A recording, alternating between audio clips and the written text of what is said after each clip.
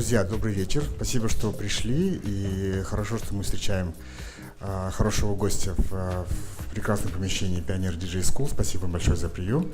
Но вы знаете, я думаю, что рассказывать о Тиме нет смысла, потому что, наверное, лучше всего скажет его музыка. Поэтому я предлагаю вам не стесняться и задавать любые вопросы. Я буду стараться переводить. Я уверен, что многие из вас интересуются самыми разными темами, то есть не стесняйтесь задавать вопросы. Я думаю, что вопросов, какие ваши творческие планы, давайте избежим, да?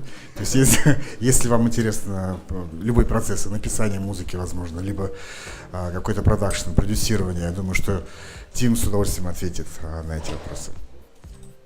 Любой вопрос. Пожалуйста. Какая музыка повлияла на творчество? What kind of music you are influenced by? I listen to every kind of music. Every day I listen to radio when I drive. I listen to a lot of hip-hop and a lot of house music because I produce house music, so my inspiration comes from everywhere. Переводить надо? Я думаю, что... Потому что для меня это настолько естественно. В общем, понятно, да? То есть неудивительно, что его инфлюенс — это хип-хоп музыка в первую очередь, потому что любой хаус-диджей, конечно, воспитывался на хип-хоп музыке, ну, по крайней мере, сколько я знаю. Он слушает, естественно, хаус-музыку каждый день, но вот, наверное, основное. Я тоже задам вопрос, все-таки какая отправная точка, да, музыки, вот с чего началось все это. But the main question is for me, for example, what do you remember your first record you bought, or do you remember your first music you listened and you decided to become a DJ? It's when I went to the Yeah, sorry. please. It's when I started to go to club when I was 16. My friend brought me to a club in Belgium, and it was house and techno, and I was like this to the DJ, and he really inspired me because he was so good playing with 3 vinyl at the same time, and for me it was like unbelievable. So it was house music. Yeah. Я спросил, все-таки, какое первое воспоминание, какая первая пластинка. Он говорит, в 16 лет его друг пригласил, он был в клубе в Бельгии, его, конечно, впечатлило очень сильно, что тогда диджей играл на 3 виниловых проигрывателях. Видимо, тогда все-таки вот он появилось желание, да, и решил стать диджеем. Есть вопрос. Да. Назовите людей, именно, может быть, группы, коллективы, которые именно повлияли на становление вашего музыкального вкуса. Can you name DJs or producers who are the most influential for you as a DJ? So you always look at them, or you looked at them when you were young. When I went to this club, especially, they brought a lot of electro. You know the style electro, like laid back look. It was the Dutch house at this time, so it was laid back look, Chucky, to this kind, all this kind of DJ, Bart Beemore, and all this team. They were really good at the moment, and with the time, my style changed. So I started from electro house to deep, and now it's getting more tech house and near limit techno. Барт Бимор, Laidback Luke, то есть это те люди, Чаки, да, те люди, которые на него повлияли, потому что тогда это было очень популярно, когда он стал слушать. После этого он ушел на хаус, с электро-хауса на хаус, потом на дип хаус, и теперь больше на тек хаус. Знакомая ситуация, когда с R&B переходит в хаус. Да, я тоже это хотел сказать. Да. Why do you think mostly house DJ always influenced by hip hop? Do you know why always good techno or tech house DJs always listened to hip hop in the youth or are influenced by hip hop? Do you know? Why? Do you know why? I think it's because hip hop inspires everyone. Everyone listen to hip hop. I mean, there's a little part of people who don't like this kind of music, but most of people have like 1 or 2 track hip hop who remind them a part of their life, and then they want to listen more and more because there is a lot of good stuff in hip hop, even if it's really commercial now. It's good, yeah. Да, он говорит, что скорее всего хип-хоп это то, с чем связаны какие-то лучшие годы твоей жизни, возможно, да, ты всегда это слышал в свое время, когда был молодой. Я тоже хотел напомнить, do you know Oxia? You know Oxia? So he played here on the private party. Yeah, and вот была частная вечеринка, да, и играл Oxia на день рождения, и я ему говорю, хочешь поиграть что-нибудь? Я говорю, да, я поиграю, только поиграю что-нибудь такое. Я говорю, играй. Он играл Wu-Tang Clan, играл Тупака, играл хип-хоп, трехчасовой, да, сет из потрясающей хип-хоп музыки. So he played 3 hours for Wu-Tang Clan, Dr. Dre and stuff. So for 3 hours, yeah, he was so, yeah, he was, but it was private party after his main техно-пати, да. То есть, естественно, что он играет, понятное дело. Да. Ну, потому что, да, там было шампанское, он говорит, ну, шампанское, значит, хип-хоп, понятное дело.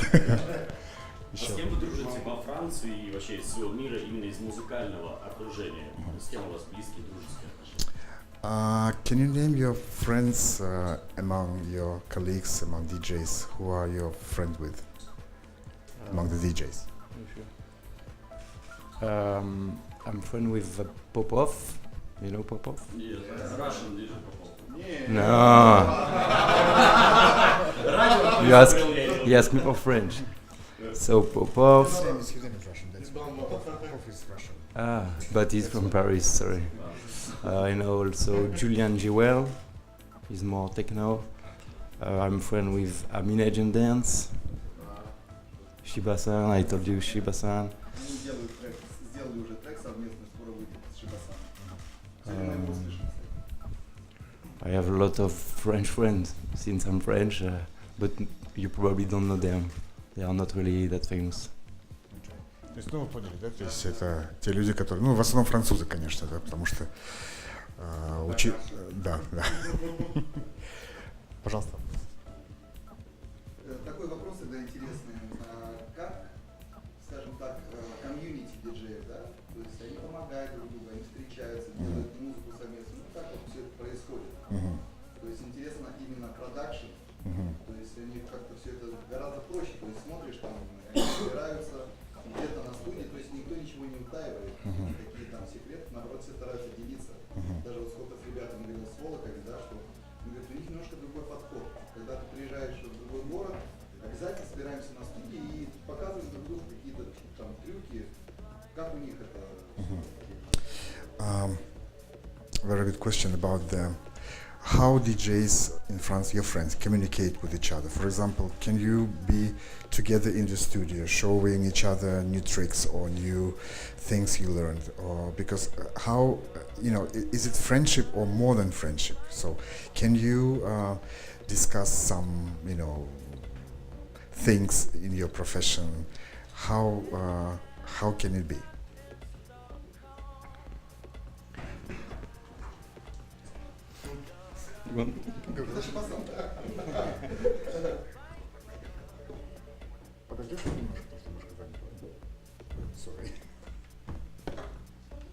You're welcome. So, with I don't know if you know the label Cuff. We have a group on WhatsApp, and we discuss every day about production tips, plugins, Ableton, because the Ableton 10 just came out.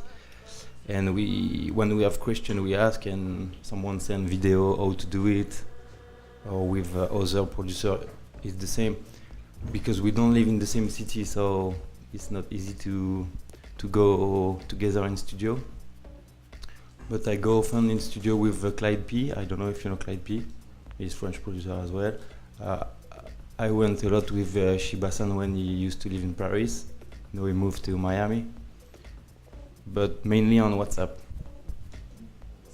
If you have question, you send me on WhatsApp and I will answer you. Ну да, довольно демократичная форма общения, да, то есть лейбл CAF, который объединяет музыкантов, то есть собираются просто на WhatsApp и они как бы обсуждают. But do you hide any secrets or is it any competition between DJs? Я спрашиваю, есть ли какие-то секреты, они, может быть, no? No. Why? Because I think there is space for everyone, so we are all in the same Field. yeah, in the same way. The goal is to reach the same top together. There is no, I mean, for me, no competition. I know for a lot of people there is more rivalry. I don't know if you can say this, but for me, no. So if you ask me how I do a kick or drum, I will send you with pleasure. Друзья, надо учиться, да, потому что как бы ничего в этом такого, конечно, нет. Но я думаю, что в любом случае это все равно происходит между диджеями одного уровня, да. То есть понятно, что может быть какой-нибудь, если какой-нибудь начинающий диджей попросит его какой-нибудь кик выслать ему, я не уверен, что он даст, да. То есть, ну, в любом случае основа дружбы и отношений должна крыться в открытости, потому что все равно все варимся в одной каше и да, и ничего плохого там нету, да. Пожалуйста, вопрос еще.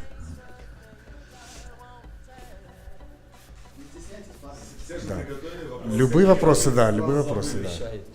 Don't be shy. Поработать, какой написание именно трека, с каким диджеем ты хотел. Или с артистами С артистами в целом. Коллаборацию сделать по треку. Do you want to make a track with a major star or any artist or any pop artist or maybe another DJ? Do you know this artist? Can you name it? It would be more with a singer. I love a singer. His name is Ali Love. You know Ali Love? Yeah. Yeah, more with a singer because the track with voice and lyrics, I think they stay more in the time. You know, today I don't know the number, but there is a ton and ton tracks who came out every day on Beatport and every platform, and you listen this track and the next day you already forgot about it because it's too similar to all track who came out. Yeah, so yeah, it would be with a singer. Да, то есть Ali Love, с кем бы хотел делать трек, потому что все, что выходит сейчас, вернее, одно и то же. Я задам вопрос тоже, с вашего позволения. Хочу спросить, почему французские диджеи, если делают трек с вокалистами, всегда приглашают английских вокалистов, американцев? Почему не французских? Мне это интересно. My question is, when we ask French DJs to make a track with somebody, with a vocal track, with some vocalist, why you always choose English or American? Why not French? I just made a track in French. No. It's coming next month. Next month. Who is it? So, okay.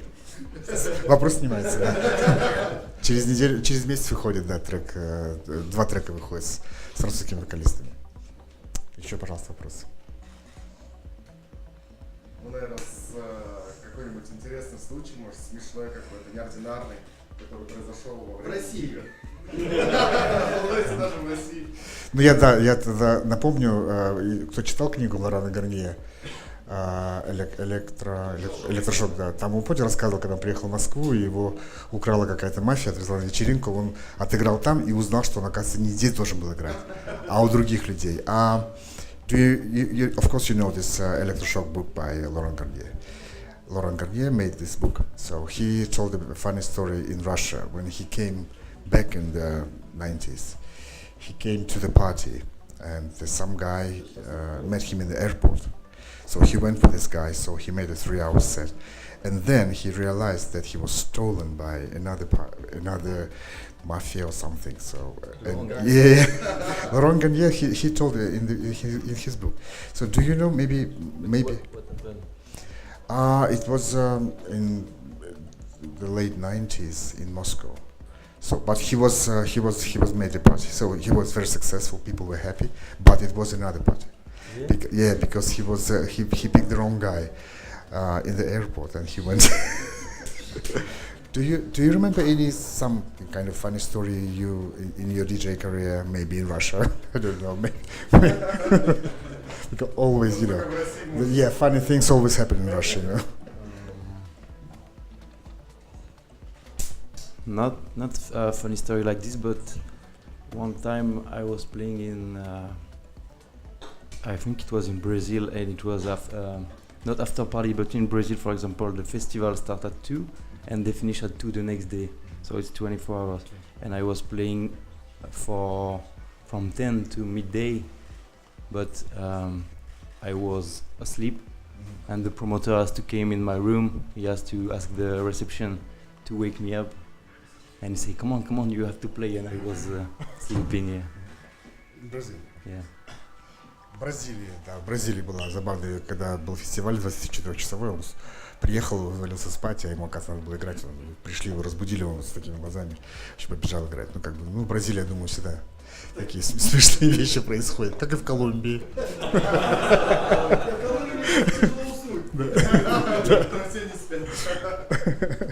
We think that funny things always happen in Colombia also. In Colombia, maybe because of drugs. Вопросы еще, пожалуйста.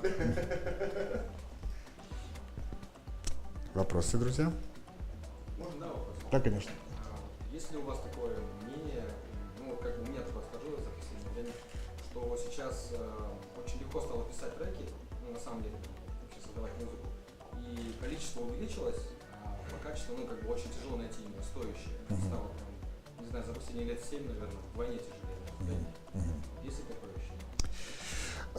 The guy asked, and he has an opinion, and many people have an opinion that for the last 7 years it is a tremendous amount of new tracks, as you say, on the beatport every day, and on the next day you forgot about this track. So many new tracks, but so little, amazing tracks who will be, in the charts or in the memory of us for a long time, like it was 15 years ago. Do you think so? And do you know why it's happening every day now? Why it's always hard to choose and find the perfect track who will play it on and on and on in the clubs? Wait, how to choose a track, or why there is a lot of tracks? Both. The same. So, why there is a lot of track? The reason is simple. It's because when you look at big DJ like the EDM DJ or the very few underground DJ, but who are very successful career, you want to have the same life. You check their Instagram story of Loco Dice or whoever, DJ Snake.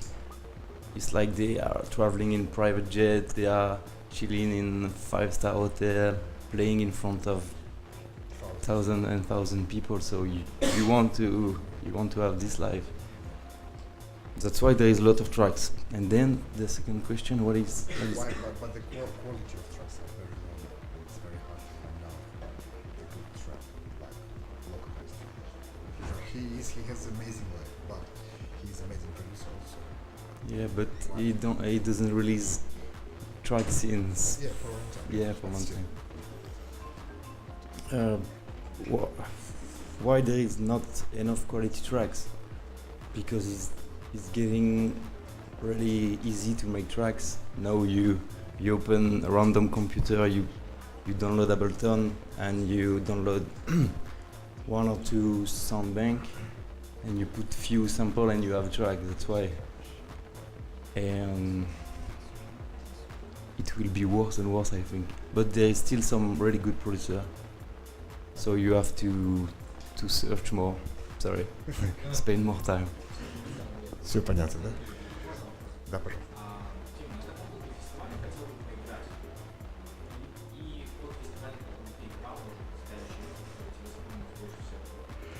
What festival you want to play, and do you remember the festival you liked a lot, the best one you played on?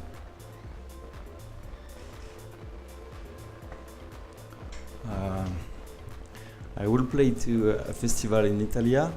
It's called it's in Torino. Probably I can show you.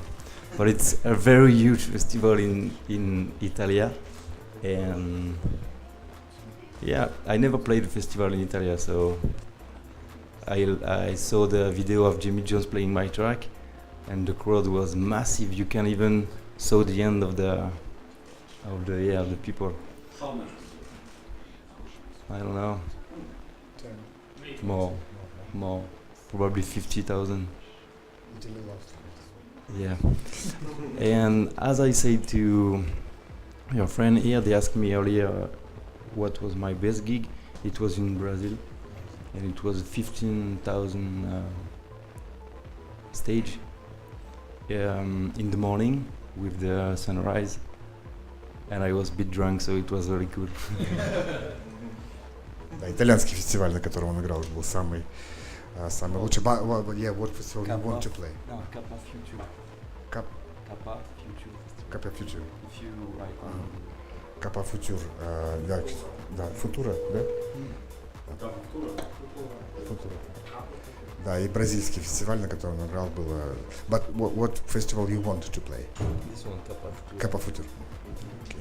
Пожалуйста, вопрос. Вообще приятнее выступать на таком большом фестивале, где много народу, или все-таки в маленьком клубе атмосфера вам больше нравится? Which is most pleasant for you, to play on the big gig on 20,000 people or intimate club? Intimate club. Лучше маленький клуб, да. When you are really close to people. Сегодня как раз будет такое. Yeah, today will be. Yeah, intimate club. Because Yeah. when you play in festival, it's good because there's a lot of people. You can like do the sound really loud, but when you play in intimate venue, you can create really something with the. And you're not too addicted to the beats of the big festival, so you can play anything you want if you are on the same vibe as the audience, a small audience. It's difficult to create something in festival. You're Yeah. like 20 meters away from. Ну да, то есть он говорит, что когда, конечно, большой фестиваль это хорошо, но ты все равно скован рамками, да, то есть тебе нельзя там, расслабляться, то есть ты должен играть, чтобы качать, а когда маленький клуб, ты можешь позволить себе какие-то, поэкспериментировать, да, и поиграть то, что тебе больше нравится. А сильно отличается музыка, которую ты готовишь для большого фестиваля и для маленького клуба? Или ты все время одно и то же гнешь свою палку, свой формат? Is there any difference between you prepared music for the big festival or for the small venue? Or you play the same? It depends on the. It depends the country also. Because I will not play the same music in England or in. I don't know, in USA. In USA they like more tracks with vocal. With vocal. But in England they have underground culture because the main I say the underworld is the main radio in England put some underground music all day long, so they grow with underground music. Ну, то есть, да, зависит в первую очередь от страны, потому что в Америке предпочитают треки, любят треки больше, где есть вокал. В Англии вокал не приемлют вообще, все не могут слушать 24 часа. Только андеграунд без вокала какого-то, да, ну что и понятно. What about France? What you play in France, say? Спрашиваю, что во Франции. I don't play often in France, but when I play, it's underground venue, so I can play wherever I want. Все-таки во Франции, да, играет то, что... In France, they listen to shit music. We know.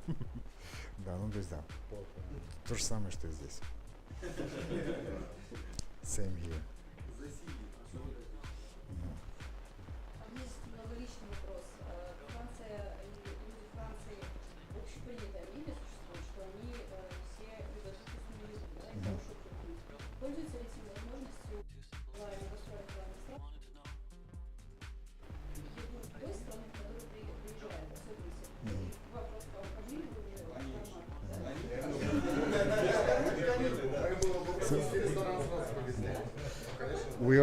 We all know that the French cuisine is the best one.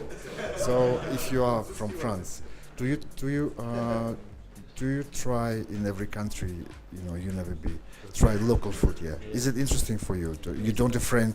It's interesting to try a pizza here because you are not like known for pizza. So we went to the burger restaurant and we tried some specialty horse. Horse meat. But you French people also eat horse meat, yeah.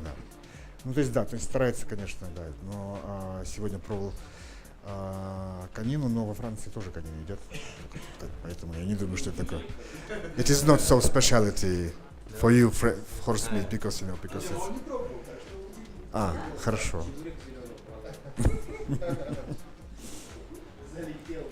Пожалуйста, вопросы еще. Ребят, не стесняйтесь, если есть какие-то вопросы, задавайте, если нет, то... Да. Да. So as soon as we are in Pioneer DJ School, so which equipment do you prefer? And which headphones you use? I use the Beats because it's the only one that's one you can hear the bass when you put your plug. So that's why. And I prefer the Nexus 2 and the Nexus 2 as well. Maybe it's sold out. Yeah. Sold out. Ну, наушники Beats One, да? Потому что наушники Beats One, потому что ему всегда не хватает, видимо, баса, да, в наушниках. Может быть, какие-то есть пожелания для начинающих продюсеров, кто начинает именно не диджей, кто начинает, есть смысл на что-то обратить внимание, что, возможно, помогло ему когда-то также начать писать музыку. Can you say some words for young producers who just started? What do you think are the main tips from you? Not for the DJs, but for producers. Are there some maybe special things from you? The only one tips I would give is don't try to make the style Copy. Yeah, don't try to copy. Don't try to make the same style of the tracks works at the moment. Because when you will finish it, it will be already something else. Played. Yeah, try to make your own sound. Don't try to be someone else. Ну да, то есть универсальный, конечно, совет, но я думаю, что он прав, что если копировать то, что сейчас происходит, то есть как вы только закончите трек, вы поймете, что он уже кем-то сыгран, то есть одно и то же. Если есть возможность и есть достаточно творческого потенциала, чтобы начать делать что-то свое необычное, ну хотя бы в тренде, но в любом случае не копировать звуки, не копировать то, что сейчас и так без вас напишут, то в этом смысла нет вообще никакого. Хотя это сложно, я думаю, что это самое сложное. I think it's the hard part is to create something unique. It is. Not Yes. Not for sure unique, but don't try to make the same with everyone. Да, ну может быть, да. Your own touch. But we always say that don't try to make your own one, but it's very hard. I mean, how? When you sit in the computer, you open your laptop, you try to think that what kind of music I want to make. What inspires you, for example, if you want to make a new track? What is it? Anything that pushes you, or vocal, or the sound, or I don't know. It depends. I use machine, so I can start with machine, searching for sound, or I can start with vocal and try to make a bass line fit with vocal. So. То есть я спрашиваю его, да, это все говорят, надо что-то делать свое уникальное, да, это невозможно представить. Вот я сел, да, открыл свой лэптоп, что я должен сделать, чтобы зацепиться, да, за какой-то трек, то есть что нужно понять, вернее, что нужно, не знаю, за что зацепиться. Возможно, он прав, он говорит, возможно, какой-нибудь вокал взять, то есть начать слушать, что из того оборудования, той программы, что у тебя есть, что подходит к этому вокалу, да, возможно, найти какой-нибудь бит и начать с него что-то, да, то есть, понятно, что это все очень банально звучит и абстрактно, но, видимо, так это и делается, да? Я просто сам не продюсер, я так могу представить себе какие-то пытки, да, то есть придумать свой саунд, но я думаю, что, иначе как? Мне часто задавали вопрос, не зарабатывать деньги на своих продажи. Тут хороший пример того, когда есть хороший став, я говорю про Миллион Монро, который стал каким-то популярным. Заработал ли он на этом какую-то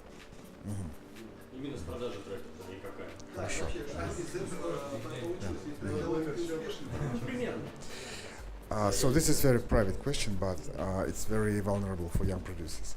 So there is a Marilyn Monroe track, for example, you made. So it pushed you to the stardom or to the place you belong now. Did you make any money from this track? Did you make enough money to feel that you are finally a producer that you can make money from other tracks? Was it so successful in financial meaning? You mean sale? Sales, yeah. Sales. I still don't get anything from sales because there was a big problem with the label, and the boss of the label, the manager of the label at this time stole everything. Still? Yeah. Really? So Да, была проблема с лейблом, он за этот трек до сих пор ни копейки не получил. То есть владелец лейбла просто своровал, видимо. it was not a lot of money. It was a lot of money. Not a lot of money. So what is the way of your living? So touring? Yeah, Touring. Ну, то есть я спросила, на что тогда он живет? Ну, то есть только турне. Только турне, выступления, да, потому что... Диджейство приносит как бы основной его заработок. Не продакшн. Продакшн приносит гастроли. So production means touring for you, right? Yeah. Good production means that you are, so everybody talks about you, so they invited you. But you not make money from production at all, so just touring. Yeah, you make money. I know I made some money with remix. Ремиксы все-таки, да. With sale, not that much. Not that much. Even if you don't go on TV or On rotation. big radio. No. Ну, то есть, да, понятно, пока ротации на радио на телевидении нету, то ничего не будет. Ну и тем более, что я просто расскажу еще историю, которую я помню, I'm talking about the story. Помните проект Superfly был, да? То есть они делали, это мой старый тоже друг, он, когда его трек, старый трек, помнишь, какой-то был вот 90-е годы? Да, первый трек, они выпустили этот трек попал на ротацию на BBC Radio One, что это вообще мечта просто. И он говорит, я с этого трека купил себе квартиру в Лондоне. Это, то есть тогда эта квартира стоила $500 000 фунтов, да, теперь она стоит 3, эта квартира, говорит, с одного трека. То есть одна ротация, да. Он не вкладывал ничего, просто написал хороший трек. Да. I just told the story. If you remember the project Superfly, it was back in the 90s, so a very good friend of mine. So he made a track back in the 90s, at the end of the 90s. And this track was on rotation on BBC Radio 1. And he bought an apartment in London only from one track, on rotation from one track. But it was when it was no internet. Вы его сейчас расстроите. I don't want to upset you, but it's a true story. I have a friend, maybe you know him, Klingon, He's from my city, and he's very popular. Maybe you know him, Klingon. He makes a very deep house. And he made a track 2 years ago, I think, and he got 1 million Copies. because it went on Advertising. И реклама, конечно, да, если трек еще хороший написать и попадет в рекламу, то все равно проценты идут. Ну а вспомните историю, Оливер Колецкий, да, тоже написал уже один трек, кем он там был, на барахолке торговал кем-то, да, и заработал. Саксофон? Нет, sorry. А вообще, почему Мэрилин Монро? Почему не Кэмерон Диаз? Why this name of the track? Потому что It's because the singer in the lyrics at the end is talking about a girl in the lyrics. At the end he say, if I was you will be my only. That's right. Все понятно. Кэмерон Диаз. So, next track will be Cameron Diaz. У вас Казахстан это первая новая страна, которую вы открыли. Интересно, что вы чувствовали, выезжая сюда, улетая сюда, и какие, может, надежды? Не боялся ли, да? So Kazakhstan is new point on your touring map. So did you feel vulnerable to go here, to come here? Because not so many DJs are happy when they first hear Kazakhstan. No, I will not go. I thought I will play for an army of Borat. Yeah, so of course. But no. But what did you feel when you? I didn't know really, but Yeah. I don't know much about your country. Mm-hmm. But they say apparently it's the only city when you can play underground music. It is true. Almaty. So let's see how it goes. Хорошо, да. Он говорит, что нет, естественно, что я ничего не слышал, понятное дело. Но слышал, что Алмата единственный город, где можно играть андеграунд музыку. Но это правда, да. То есть сегодня должно быть именно так. Ребята, если никакого вопроса нет, будем тогда делать автограф-сессию. So, finish, so autograph session. You try. Oh, you want to play? Can you?